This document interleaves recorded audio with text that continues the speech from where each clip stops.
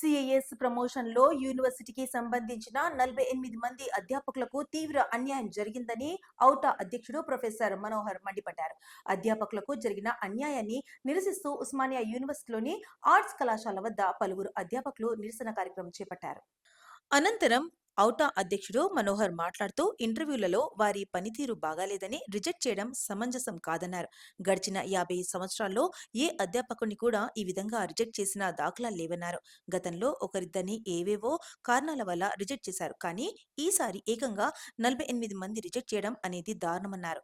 ఉత్తమ అధ్యాపకులకు, ఉత్తమ పరిశోధకుడికి ఇవ్వకుండా ఎలాంటి పనితీరు లేని కొంతమంది అధ్యాపకులకు ఇవ్వడం జరిగిందన్నారు.